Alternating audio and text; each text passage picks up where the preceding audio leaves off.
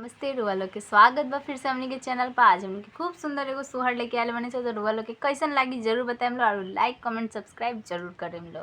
नदिया के तीरे मिठिया बोलाए हरी, मिठिया बोलाए हरी, हरी हरी मेथिया के लैले का चना रे हरी, हरी हरी मेथिया फूलैले का चना रे हरी। मिलले हु झूलिले हु सात सखियाए हरी, सात सखियाए हरी, हरी हरी मिलिले फुलवा लोढ़े चलाए हरी, हरी हरी मिली जुली फुलवा लोढ़े चलाए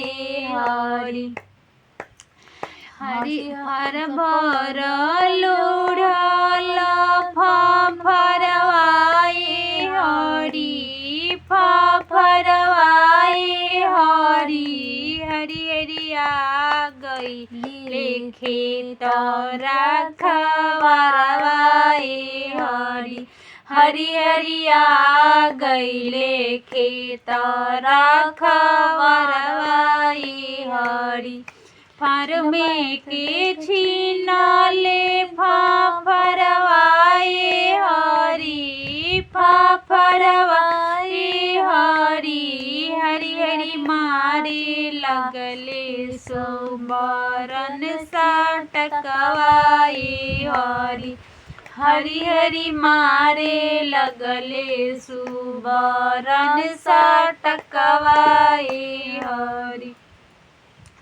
एक मन करी नैहर जैती हरी, नैहर जैती हरी, हरी हरी दोसर मनवा करे जमुना डूबती हरी, हरी हरी दोसर मनवा करे जमुना डूबती हरी, हरी हरी दोसर मनवा करे जहुरा खैती हरी, हरी हरी तीसर मनवा करे जहुरा खैती हरी।